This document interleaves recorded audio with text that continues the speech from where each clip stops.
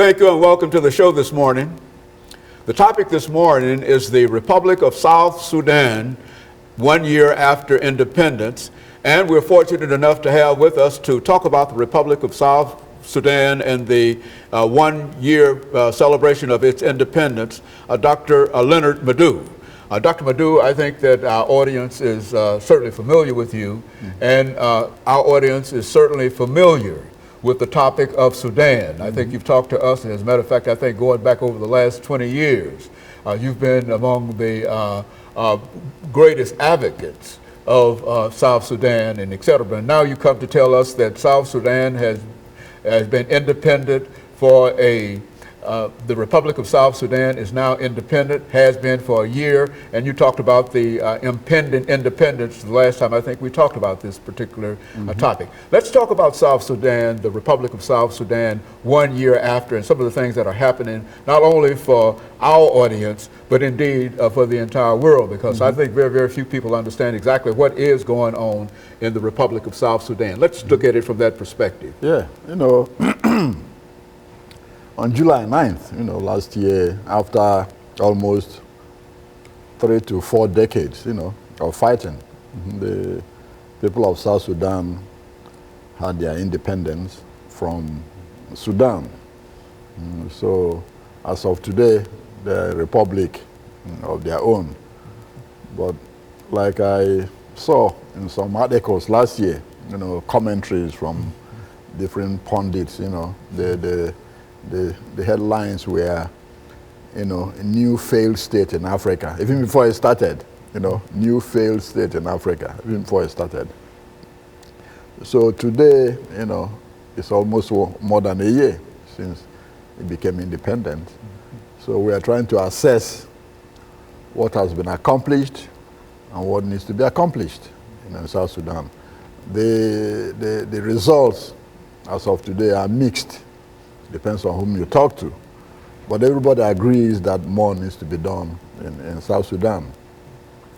To begin with, on May 3rd specifically, the president, Salva Kiir Mayardit, sent a letter to 75 current and former government officials to return $4 billion they've stolen from the government. $4 billion. $4 billion they've stolen from the government.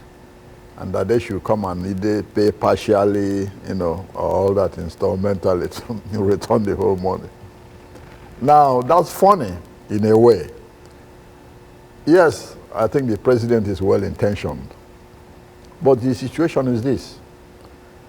If the president has names of all these people, and obviously has the address to send them a letter, why don't you turn it over to a special prosecutor or the court so the process can begin immediately?